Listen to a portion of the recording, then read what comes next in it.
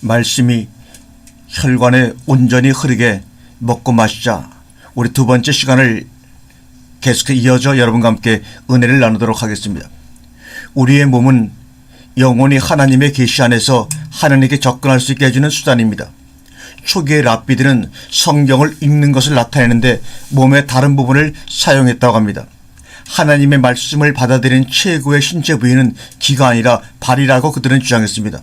우리는 귀가 아닌 발을 통해서 하나님을 배운다는 것입니다. 바로 랍비이신 예수님을 따르라 이 말입니다. 성경에서의 언어의 목적은 정보 전달이 아니라 하나님 자신을 나타내는 계시였습니다. 성경은 다양한 목소리로 우리를 인격적으로 부르시고 인격적으로 참여하게 하시는 살아있는 성부, 성자, 성령의 음성을 증언합니다. 성경은 도서관 안쪽 구석에 조용히 앉아서 연구해야 하는 언어가 아니라 일터와 놀이터, 길거리와 부엌에서 믿고 사랑하고 경배해야 하는 음성입니다.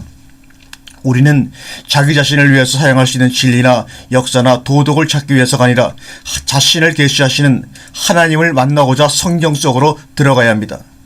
독일의 신학자 칼바르트가 궁극적으로 주장한 것은 어떻게 하면 하나님을 우리 삶에 들어오시게 하고 우리 삶에 참여하시게 할지를 알기 위해 성경을 읽어서는 안 된다고 말입니다. 그것은 성경을 거꾸로 이해하는 것이라고 그는 주장했습니다. 성경에 참여하는 자세를 개발하기 위해서는 상상력을 완전히 혁신할 필요가 있습니다. 우리는 대체로 성경의 세계가 세속의 세계보다 작다고 생각합니다. 그러나 이야기처럼 된 성경의 문장은 우리의 정체를 드러냅니다. 인간이 헤아릴 일은 좁고 비좁은 세계와는 달리 이 크고 광대한 하나님의 계시의 세계를 받아들이려면 우리의 상상력이 개조되지 않고서는 그 세계를 받아들일 수가 없습니다. 우리는 구약과 신약 성경을 통해서 근접할 수 있는 이 거대하고 매우 유기적이고 세밀한 세계 속에서 살고 상상하고 믿고 사랑하고 대화하는 법을 배워야 합니다.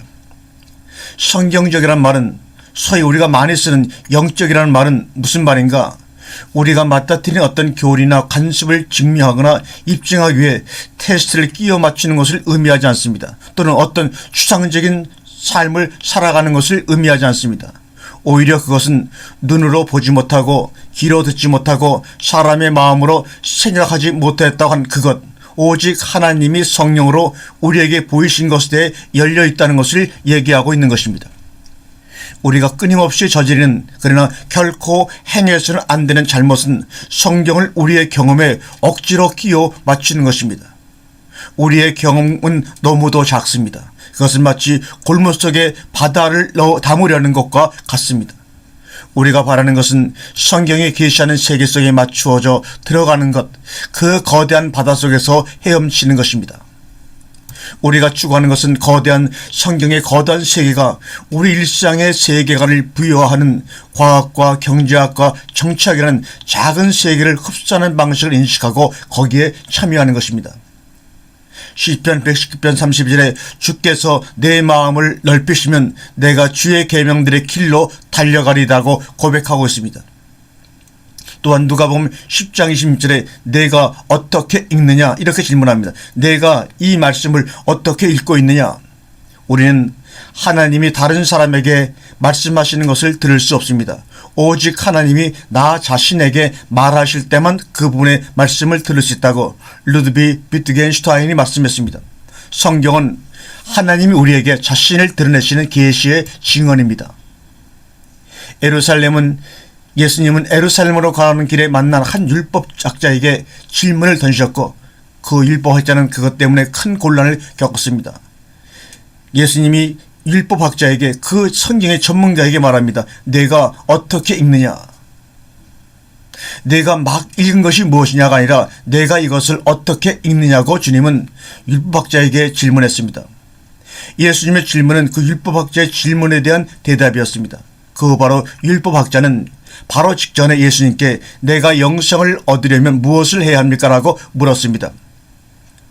겉으로 보기에는 이 질문은 매우 정당한 질문 같습니다. 그러나 이 이야기를 들려주고 있는 누가는 겉으로 보이는 것, 바로 이면에 있는 것을 염두에 두고 얘기하고 있습니다.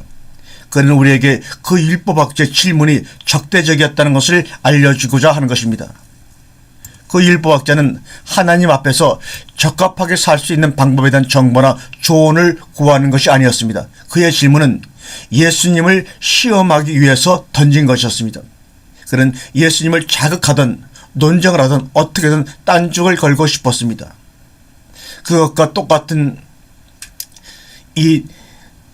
동사가 사탄이 광야에서 예수님께 하려고 했던 일을 일컫는데 이 단어가 사용되었고, 그 단어의 형태가 그 이야기의 몇 줄 후에 예수님 우리에게 조심해야 할 것을 경고하시는데 사용한 단어였습니다.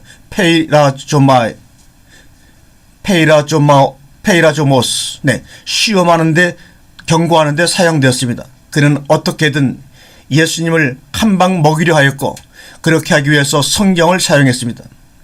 예수님의 질문은 그 학자로부터 정답을 이끌어냈습니다. 그는 신명기 6장 5장과 레위기 19장 18절에서 가져온 두 개의 사랑계명을 정확하고 적절하게 인용을 했습니다.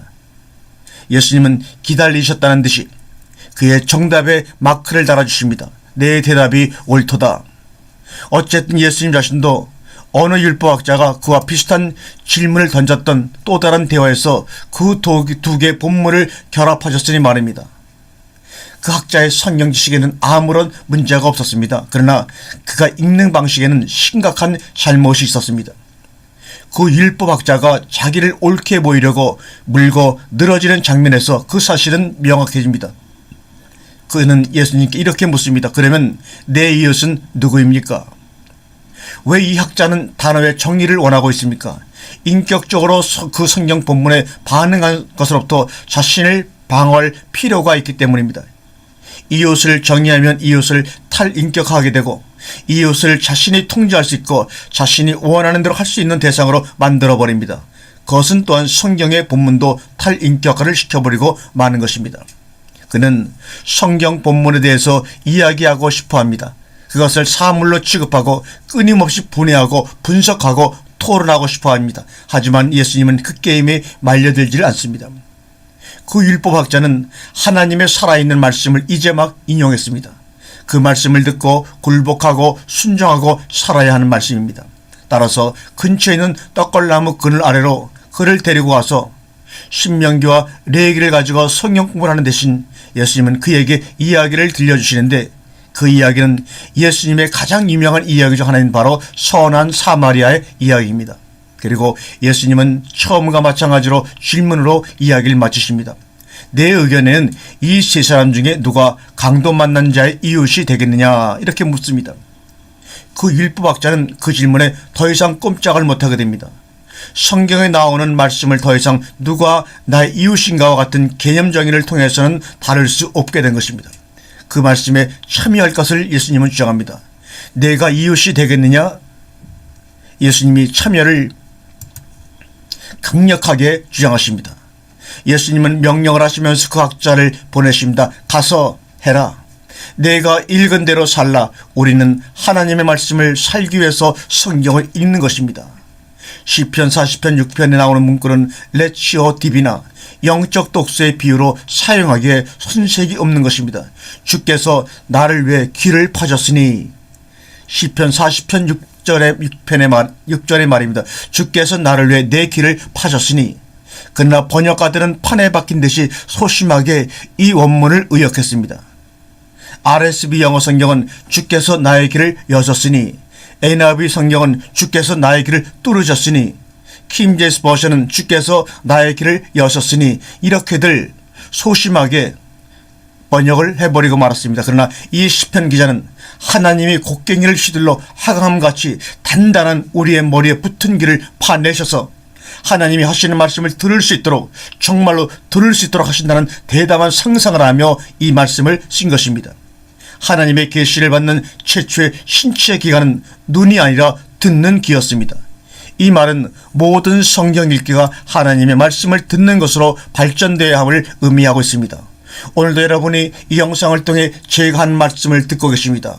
이 말씀을 통해서 여러분의 마음속에 깊이 뿌리를 내도록 주님께서 여러분의 길을 파셨으니라고 오늘 주님께서 말씀하고 있습니다. 여기서는 길을 열거나 뚫는 것이 아니라 단단한 하강과 같은 돌덩어리를 깨기 위해서 곡괭이를 휘둘러 머리에 머리에 붙은 키를 파내는 모습을 말씀하고 있는 것입니다. 그렇게 강력하게 오늘 이 말씀이 여러분의 귀를 통하여 여러분의 신비 가운데 뿌리를 내릴 줄로 믿습니다.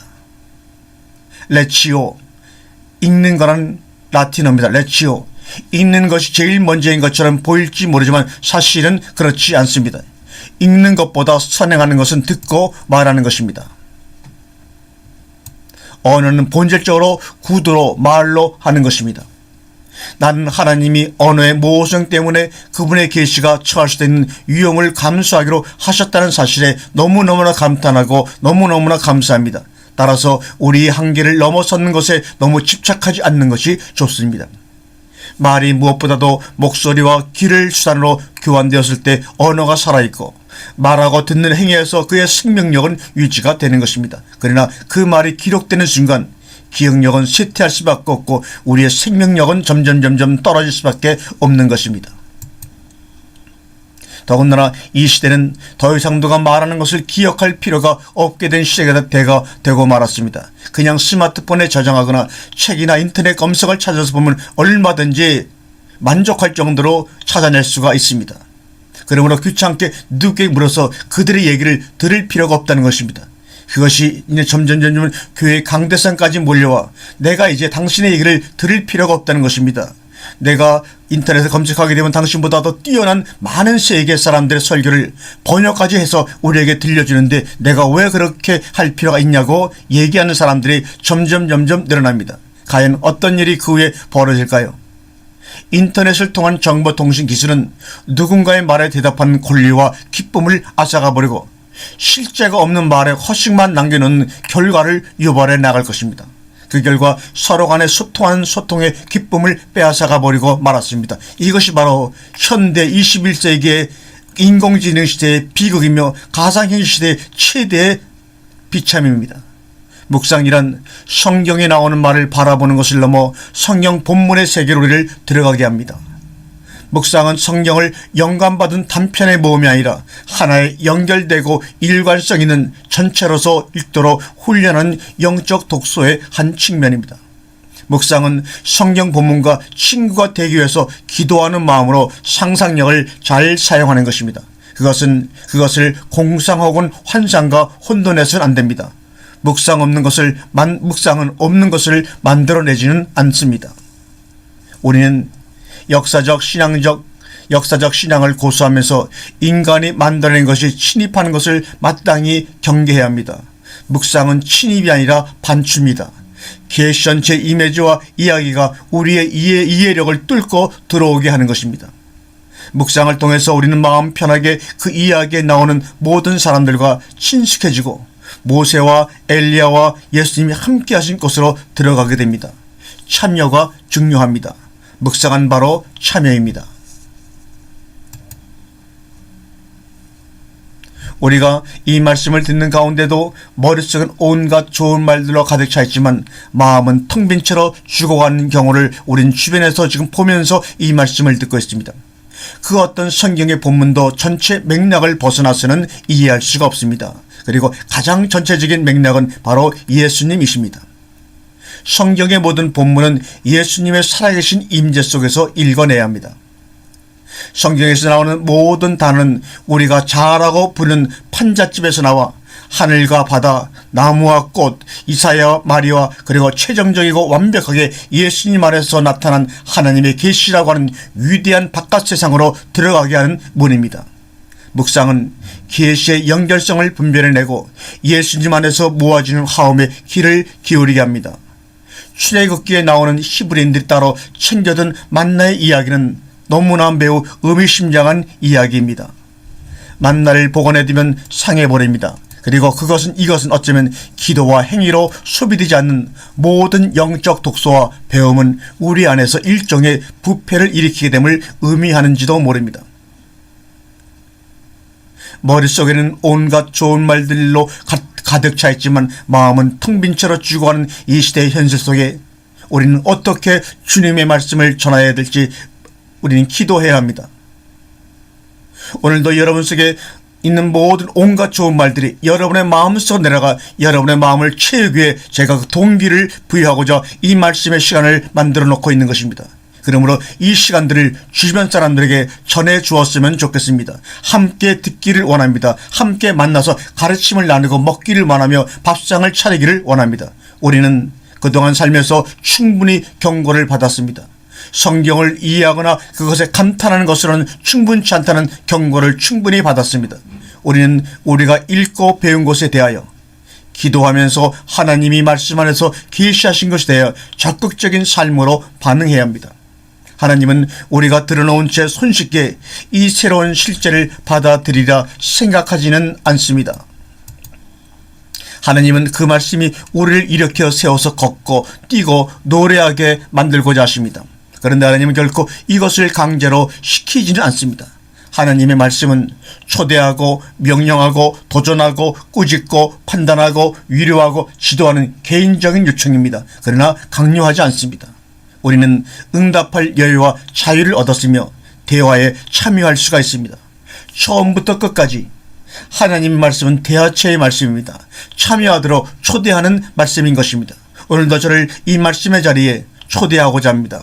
여러분도 아는 사람들에게도 말씀을 드려서 이 자리를 초대하시길 바랍니다.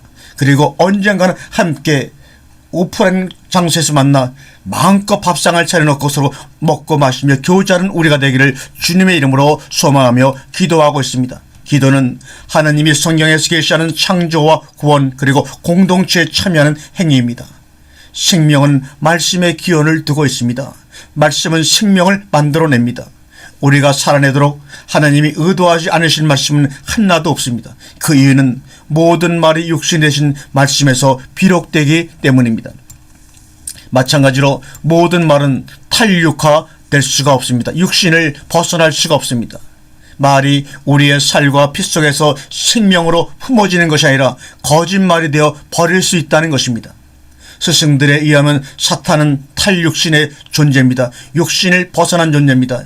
육신을 입을 수 없는, 생명을 입을 수 없는 존재가 바로 사탄입니다. 정말로 비참한 존재입니다. 사탄이 이 세상의 일에 끼어들 수 있는 유일한 방법은 우리를 매개체로 사용하는 것뿐입니다.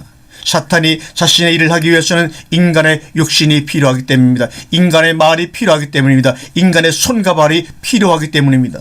사탄은 완전히 저 세상의 존재, 너무도 비세상적인 존재이기 때문에 살과 피를 가진 사람인 우리가 그의 거짓말을 하고 그의 헛된 환상을 실행하지 않는 한 지옥에서 이루어진 것 같이 땅에서를 실행할 능력이 그에게는 0.1%도 없는 존재입니다. 고의이건 실수이건 말씀을 묵상하는 삶을 수용하기를 거부하면 우리는 사탄의 거짓말의 매개체가 될 위험에 처하게 되며 별 생각 없이 경건하게 인용하는 바로 그 행위에서 하나님의 말씀을 탈육할 위험에 처하게 됩니다. 성경에서 계시되고 읽혀진 모든 하나님의 말씀은 우리 안에서 잉태되고 태어나기 위해서 있는 것이기 때문입니다. 육신이 되신 말씀인 그리스도는 우리의 육신에서 육신이 되셨습니다. 말은 물질적인 것과 반대되는 의미로서 영적인 것이 아닙니다. 말과 관련된 모든 것들이 다 물질적인 것입니다. 우선 말은 공기 중에서 휙하는 바람으로 시작이 됩니다. 폐의 수축에 의해서 작동되어서 식도를 통해 밀려 올라와 후두와 인두의 좁은 길을 지나서 탁월한 3인조인 혀와 치아와 입술의 작용을 통해서 말이 만들어지는 것입니다. 그렇게 말은 정말로 온전히 물질적인 것입니다. 말이 가진 물리성과 물질성은 그것뿐만이 아닙니다. 몇몇 종류의 가스로 조합되어 있고 대기 중에 있는 다양한 오염물질과 뒤섞인 공기가 우리의 귀를 통해 말을 전달해 줍니다. 축소 모형과 같은 기회의 경로는 참으로 놀라운 기적의 공학인데 그 어느 다리나 아스팔트 도로 못지않게 물적인 것이 바로 우리의 귀입니다. 말은 얇은 막에 부딪혀서 미세한 음향장치를 작동시키는데 이 장치들은 소리를 내 염색체 시냅스로 보내줍니다. 바로 그 지점에서 우리는 자신의 죄를 회개하거나 예수님을 믿거나 원수를 사랑하거나 병든 자를 방문하거나 하는데 이 모든 행위가 다 물리적인 것입니다. 이와 같이 말은 육신이 됩니다. 말이 육신이 된다는 것은 영적인 것을 물리적인 것으로 만든다는 의미가 아닙니다. 말은 이미 물리적입니다. 그것은 말을 예수님의 육신으로 만든다는 의미입니다. 즉 지역적이고 구체적인 이름을 가진 육신을 의미합니다.